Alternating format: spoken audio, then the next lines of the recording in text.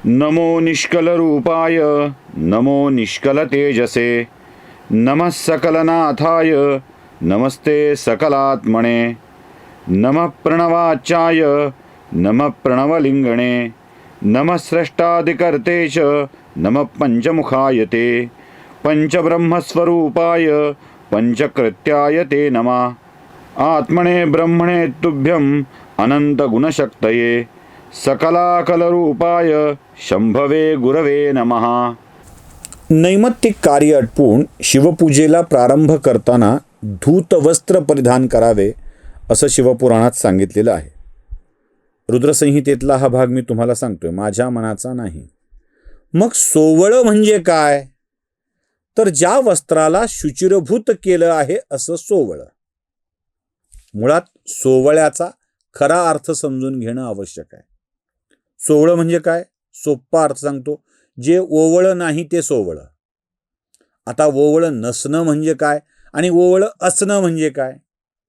ओवळं असणं म्हणजे ज्याला शुद्धता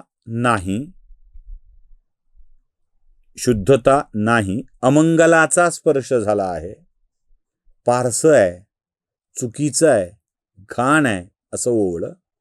आणि सोवळं म्हणजे हे अमंगल दूर केलंय, अपवित्रता दूर केलेली आहे, मंगलाचा स्पर्श झाला आहे, स्वच्छता आहे, घाण नाही असं म्हणजे सोवळं.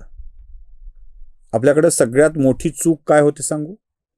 आपण अलिप्तता म्हणजे सोवळं समजतो. एखाद्याच्या पासून दूर राहणे, त्याचा स्पर्श होऊ न देणे म्हणजे सोवळं समजतो.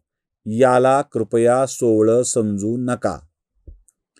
स्पर्श होऊ न देणे हे वाक्य 100% खरं आहे, पण अपवित्रतेचा स्पर्श मनाला होऊ न देणे, अमंगलाचा स्पर्श मनाला होऊ न देणे, वाईट विचारांचा स्पर्श डोक्याला होऊ न देणे, घाणीचा स्पर्श होऊ न देणे म्हणजे सोवळा आहे.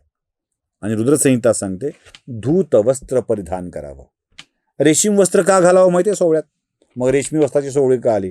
इतकं स्वच्छ, चकचकीत आणि छान असतं ना, त्याचे रंगही खूप छान असतात, त्यावर पडलेला डाग सुद्धा कळतो, तो स्वच्छ असावा म्हणून रेशीम वस्त्राचं सोवळं आलं. आपण त्या रेशमी वस्त्राला गुंडाळून खुंटीवर ठेवून देतो, महिने धुत नाही आणि आपण त्याला सोवळं म्हणतो. पण नाही, सोवळं ते जे धूत वस्त्रांनी केलेलं असतं. हे धूत वस्त्र परिधान करावं. पूजेच्या आधी संध्याविधी करावा.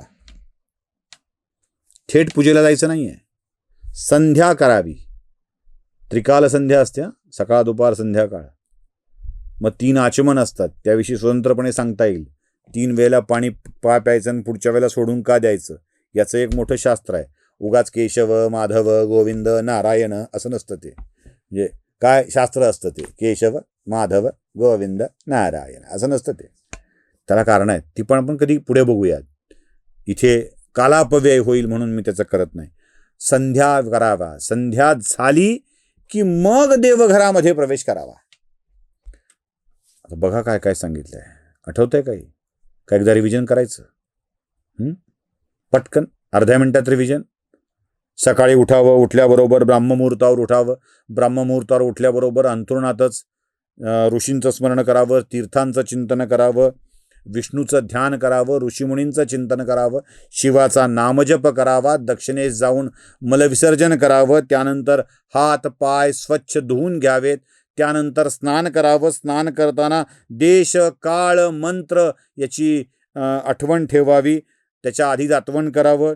मग स्नान करून बाहेर आल्यानंतर धूत वस्त्र घालावे. धूत वस्त्र घातल्यानंतर पहिल्यांदा संध्या करावी आणि संध्या करून देवघरात प्रवेश करावा.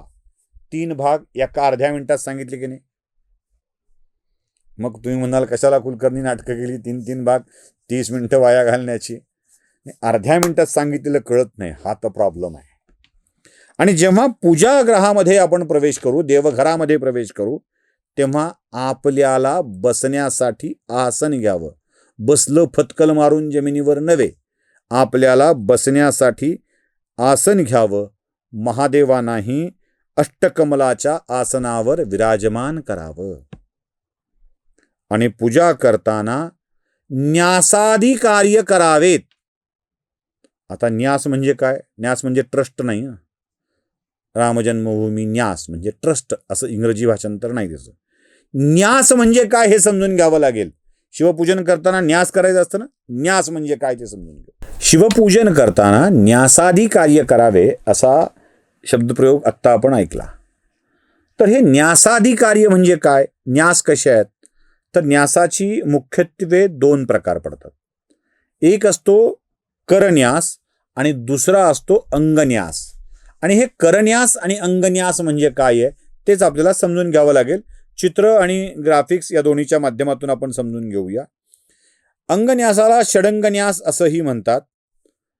न्यास म्हणजे शरीराच्या विविध भागाला अंगावर मंत्रोच्चार करत हाताने स्पर्श करणे, स्वतःचे शरीर पवित्र करणे, देवमय करणे आणि त्याला आपल्याला देवाच्या निकट घेऊन जाणे. म्हणजे मी छातीवर हात लावतोय, मी मस्तकावर हात लावतोय, मी शिखेवरती हात लावतोय, मी माझ्या बोटांना हात लावतोय, तर त्या प्रत्येक ठिकाणी शिवस्पर्श झाला आहे असं वाटणे, असे प्रकार आहेत. ते प्रकार कोणकोणते? पहिल्यांदा करन्यास बघूया. हाताने करावयाचे न्यास, हाताच्या स्पर्शाने होणारे न्यास.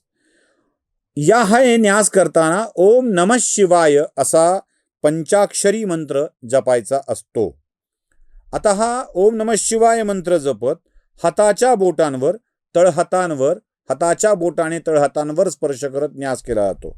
एक अंगुष्ठाभ्याम नमः म्हणजे अंगठ्याने स्पर्श करणे, तर्जनीभ्याय नमः पहिलं बोट म्हणजे तर्जनी, अंगठ्यानंतरचं पहिलं बोट तर्जनी, मध्यमाभ्याय नमः मधलं बोट, अनामिकाभ्याय नमः तिसरं बोट, कनिष्ठाभ्याय नमः म्हणजे करंगळी. अशा या सगळ्या 4ही 5ही बोटांनी मग करतलकलपृष्ठाभ्यां नमः. करतलकलपृष्ठाभ्यां म्हणजे तळहात आणि हाताचा पाठचा भाग, तळहात आणि हाताचा पाठचा भाग याने न्यास करणे असं आपण म्हणूया. त्यानंतर येतात पुढच्या भागात अंगन्यास. यात षडंगन्यास आहेत, शरीराच्या अंगाचे न्यास आहेत. या प्रक्रियेत शरीराच्या मुख्य भागांना मंत्रांनी स्पर्श केला जातो.